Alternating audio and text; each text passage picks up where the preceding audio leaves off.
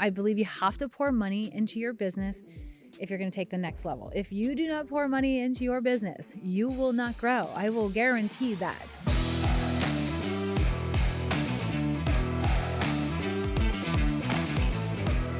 Welcome into Impactful Conversations, stories and lessons for financial advisors. I'm your host, Dave Edgecombe. Joining me in the hot seat, we've got Charisse Rivers. This is another one that I've been looking forward to. Charisse was at Impact doing TV with us yesterday. Now she comes into the digital studio. She's got a full day of digital plan with us, and we're stealing her for a podcast because she's got such it's such an authentic story and such a unique story for from where you started to where you are now doing radio and TV with us and having all kinds of success doing it. But I have to admit, so I had to do a little research. Okay. And I went to your radio host, Randy Cook, and I got the deets and I got the scoop because I was looking for sort of what I refer to as that light bulb moment of like when things really changed for you in your practice. Yeah. And he described it as the moment wasn't necessarily when she added media. It was she was doing life only and she added her Series 65. Yeah. And that was the moment. Why was that so impactful for you? You know, I was scared to do it too, that big change and leap over, but I just did it because Thomas Evely said you just got to do it. You have no choice. So I did it. And the big part of that is when people are listening to me on radio or we're talking to them in the office across a conference table, they're more open to hear you because it's like, okay, she works with a Fidelity and we know she does annuities. So it says she's just not here to sell annuities. So it was an easier conversation because we could talk about stock market legally now, right? We could really move assets a lot faster. So it just made everything quicker, smoother through the conversations. So for us, that was a game changer. And that's when people started listening in our community, because then I could talk a little bit about the stock market on radio, and people were like, oh. And I will say 12 months after that, we were zipping along with tons of calls from the Retirement Coffee Talk podcast and radio show. So Retirement Coffee Talk podcast is where people can find you now. So when we go in the rewind and we take it back to when you got your Series 65, why do you think that changed so many conversations? And why do you think, for lack of a better word, made you stickier as a practice? Yeah, because people don't want all their eggs in one basket. They don't want you to offer annuities and that's it. They want to be able to put their other cash somewhere else. People don't like the idea of, hey, we're going to have this annuity, but you got to keep your broker and you got to have those stocks over there. And then they have two people. A lot of people they want one person most of the time, 9 out of 10 times. And I think that was what brought more people on, is having that access, that flexibility, and just knowing that we can speak the speak and they can understand what we're saying when it comes to the market volatility, the market money, dividend stocks, exchange traded funds. That's more impressive to people than annuities, believe it or not, because this is what they've heard for the last 30 years of their life. So now we're speaking alongside of them instead of trying to be a peddler and just sell an annuity, because that's what people think initially, like, oh, peddling life insurance. But then when they learn the value of annuities, and they're like, okay, this is good. But I could never break the 4 million mark without that Series 65. So as soon as I did that, the next year we did 5 million, then I did 8 million the year after, then I did 12 million, and I went to 15 million. So, now we're at over 50 million in annuity business because of that, and close to 50 million in AUM business. So couldn't get there without that license. And you sprinkle in a little radio, a little media, a little TV, and all of a sudden here you are. A lot of it is spaghetti on the wall. What else have you added to your practice, so to speak, then? Like if you're adding the Series 65 and what that allows you to do. Yeah. Have you so no other licenses. Are we talking about licenses? Yeah, I would think so. But just in terms of like services that you're offering to make yourself that more holistic practice. Yeah. So we started working with a CPA. So we send our clients to our CPA now. We added a couple of attorneys, real estate attorney, estate planning attorney, and that attorney comes to our office now to meet our clients. So that's key. People want a will and a trust, or if they don't have one, they want to know that you can provide that for them. So they do that. They pay for it themselves. And the accounting, they pay for themselves too. They just use our CPAs. So we brought in realtors, mortgage broker. I'm thinking, what else we need to find out? Well, the realtors is a creative one, because that's thinking outside the box a little bit and saying, what's the common need that some of my clients have is, well, real estate's keeps coming up. Yeah. So I formed the Financial Services Center to house a mortgage broker, a realtor, a Medicare rep. It wasn't as easy to get that CPA and attorney there because of compliance and legalities and that kind of stuff. So we kept them outside, but they're part of our group. Yeah. So those were key things, but that didn't happen until a few years ago. But it's valuable. People like to know, like when you're talking on radio and you're saying, okay, so we have the licenses to help of all realms in retirement, and we are aligned with CPAs and attorneys and realtors. So the Financial Services Center is aligned with all your finances that you need as you're prepping for retirement and in retirement. So people like that. They're like, oh, I can get it all done there. People like that. Part of my research, Randy told me that of all the radio hosts that we have, radio advisors that we have here, you're among the best at talking about Medicare. And I thought, oh, that's really interesting. And then he told me, well, that's what she started doing. Yeah. And then I was like, oh, I have to get a way back, what was life like for you when you were first starting out? Because I love to hear you, doing 50 million now. That sounds great. But where did you start? That's what I want to know. We're going back. Okay. So working in my office in my house, making cold calls Mondays and Wednesdays, calling Medicare leads, going out and driving to people's homes. So I actually started at a Bankers Life and Casualty. And after 6 months, I went on my own. And just being the Medicare guru, I get so good at Medicare. I mean, my renewals in Medicare back then were like 50 grand. So I was killing it, right? And then I had somebody said, well, why not annuities? I'm like, oh, it's an annuity. I had a client of mine ask, so I'm like shuffling, looking online for annuities. And then I sold an Equitrust annuity that paid, I think, like a 15% bonus back then. I had no idea what I was doing. The client was happy. And I got paid $14,000. Like, wait a minute. And I went, well, Medicare, what? And so that's what led me into the annuity sales process. Like, okay, there's more. People like these things. And I was always anti-annuity because I didn't know. I was just like a client or a prospect. I didn't know annuities well enough. I'm like, I'm not touching that thing. And then when I started getting educated, and then I was invited, I was with Game Plan, but then I moved over to Impact because you could just see that it was a different walk of life and training. And then I get that Stress-Free Retirement book by Patrick Kelly, and I just handed it off. And then they'd come back and they're like, sign me up for an annuity. I went, oh, that was easy. So I no longer had to use the word annuity. I really talked much about annuities in my office. But Medicare guru absolutely is where I started. And then I went to the annuities, and then obviously the AUM and the Series 65.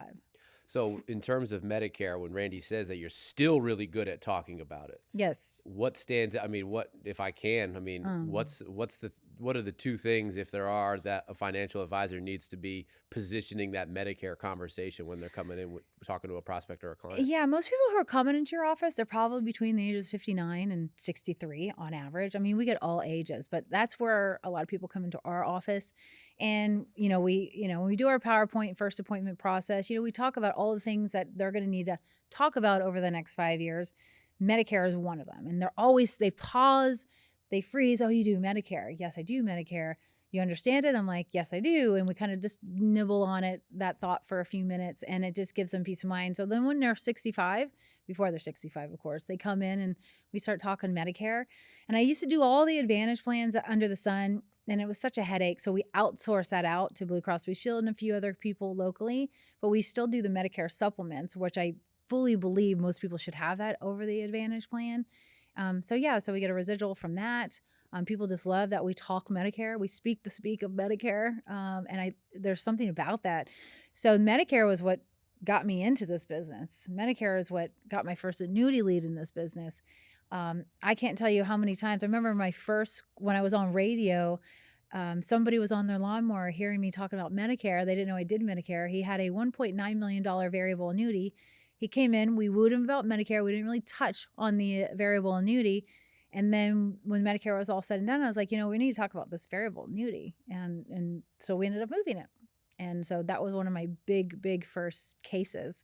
And I realized that Medicare conversations on radio, people are riding their lawnmower and they're listening. Well, it speaks to, correct me if I'm wrong. I mean, Medicare is kind of in that same vein as Social Security, in that a lot of financial advisors that are trying to target that high net worth individual think, oh no, that's beneath, like that's going to be beneath me. Why would I talk about that on radio? Why would I? It's not going to drive leads. I mean, I'm hearing a different tune from you because it is sort of that door opener. Yeah, it is. So I went from Medicare to selling some annuities, and then I got to do something else. I got to have another something in my trunk. And so I started doing Social Security classes. And so the Social Security classes took me from being able to sell $2 million a year to really $4 million to $5 million a year. Because everybody has questions about Social Security. Yeah. And they're like, when do I take it? When do I not take it? So then I kind of became the guru in Social Security. So I can talk the talk with Social Security. Rules are changing a little bit, so I don't stay up to date, but I got the high level overview, and so do our advisors. And so that just took us to another level. So we did Social Security workshops and seminars, and we did that for probably 3 years. And I'm like, okay, I'm bored. What's next? And that's when the AUM came in. Yep. So everything kind of just slowly aligned.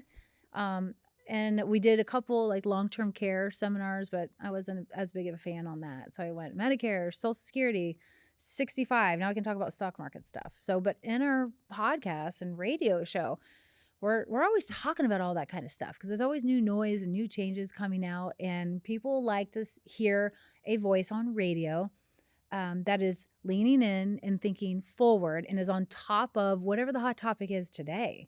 And so I think that's key. Talk to me a little bit about radio, because I know that, you know, you've been with Randy doing radio, I think, for the entire time. And I think I've heard Randy say that, you know, starting out the gate, a little tough. You know, hey, the phone's not ringing. Is this even working? Oh, Is it's this even awful. working? But I want to know, because I think I know the answer, that your storytelling has improved tremendously from when it started to what you're doing now on the radio and with the podcast.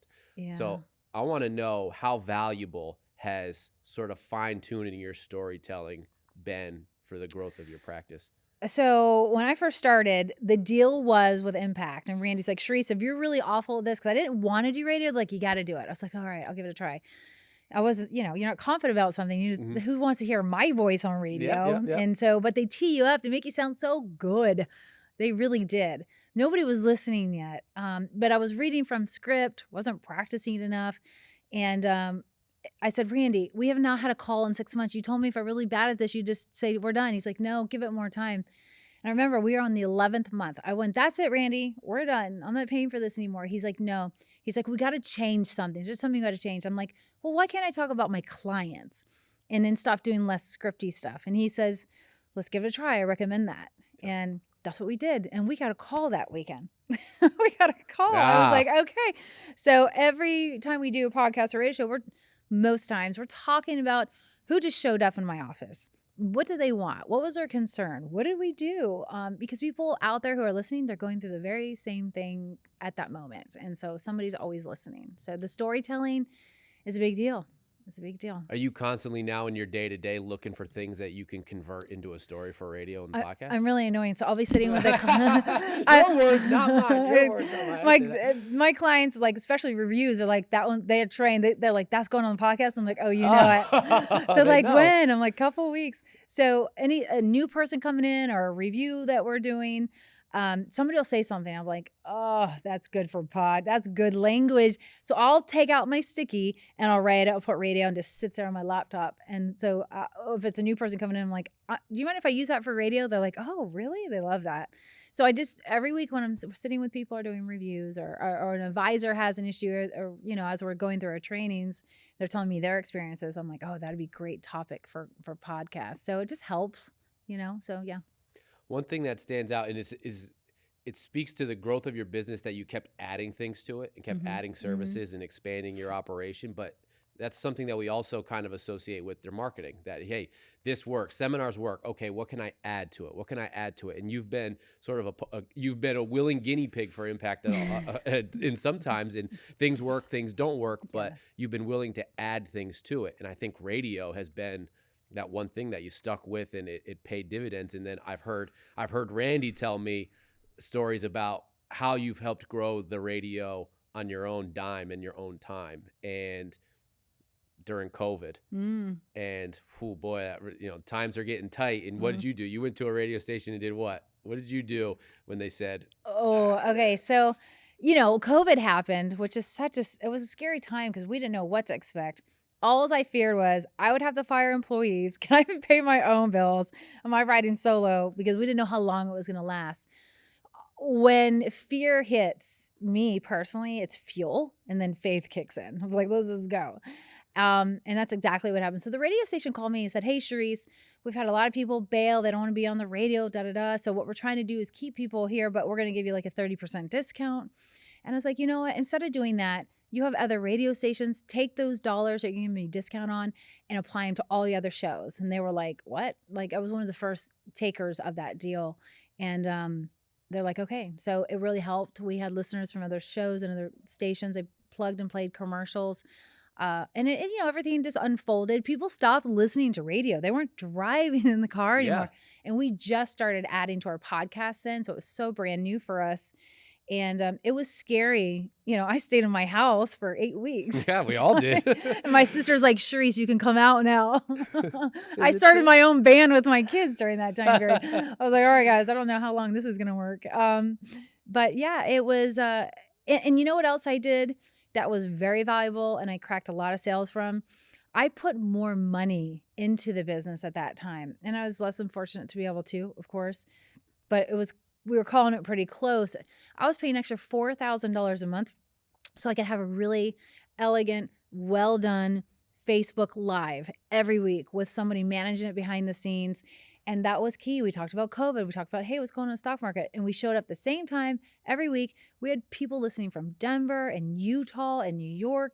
And we were getting a lot of great feedback. And we sold all those people. And a lot of them were over $1 million. And I needed that money back then, because we had a lot of money going out. So I put more money in and got even more creative during COVID because I feared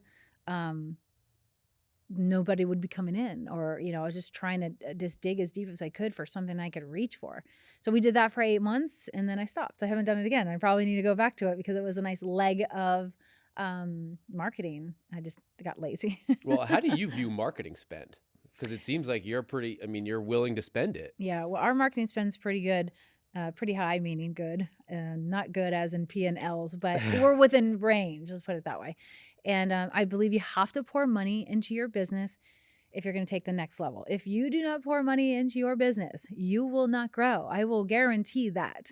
You will not get to the next level. So if you're a $2 million producer, if you don't put money in, you're not going to get to $4 million. If you're a $4 million producer, if you don't put more money in and get a little bit more creative, you're not going to get to 8 million. Like, you have to keep taking those dividends that you get. Don't buy yourself a new car. That's what I did. I did not go buy new things. I put it right back into the business, and I knew over time it would pay off. Right now I can buy any kind of car, but I still don't.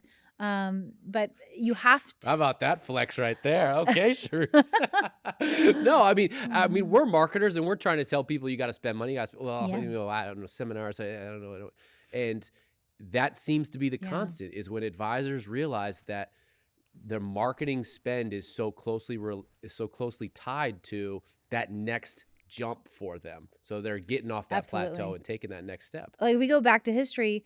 I was doing lead cards, and then I did my first class. I had to spend $3,000. I'm like, I don't have the money for that, but I just made the money for that. Like, you just make it happen. And then I remember, okay, we're going to go do more, and I need $6,000 a month. It's like, whew. And, now I don't even know what number we're at. Yeah, that's why we'll make it share that. Yeah, and then they wanted me to do radio. I'm like, that's $500 a week. Are you guys crazy? On top of what I was already doing. So it was always, every leap was always so scary. But I knew if I just listened to the people that had already done it, I would succeed. So just tell me what to do and I'll do it. And that's exactly what happened. What's the marketing spoke, so to speak, that you're really excited about now that you've got going on? I just think I love doing podcasts and radio. I knew you were going to say the podcast. I knew you were going to say I love doing the podcast. And it's pretty simple. We're just taking what we're doing on radio and putting it on podcast, delivering it there, and then doing like a 15-minute piece like later on in the week. I would like to be better at podcasts and do it a little differently. Like, now we're bringing in interviews. Like, we interview doctors now, interview politicians now, just to break it up, because our radio show does air like 6 times in a week. And then, of course, podcast only once. But what happens with doing those types of things, you bring those interviews in, those people are going to share it with their staff. Oh, yeah. Government staff, the big building staff, whoever it might be, hospital staff. And now we are building our tribe, because their tribe's watching us, and they're like big fans because we had them on our podcast. So I've been wanting to do that for a long time. We started doing it, and I just feel like, the tribe's growing on the podcast, because it's easier. People don't really want to drive and get on the radio and try to time it. Yeah. So I know we got one of the top podcasts in the country now. Yeah. I mean, you're describing a really cool example of how someone can make podcasts work for them without being a Joe Rogan or a celebrity and having Yeah. celebrities. It's having interesting people and having interesting conversations and letting people respond and letting that kind of unfold. And, a doctor's probably never been asked to be on a podcast before. And all of a sudden it's an exciting opportunity for them. And like you said, your tribe kind of multiplies because it gets out there and It it starts to does. spread a little bit. Yeah, I mean, just the other day, one of my doctors, man, our banter was amazing.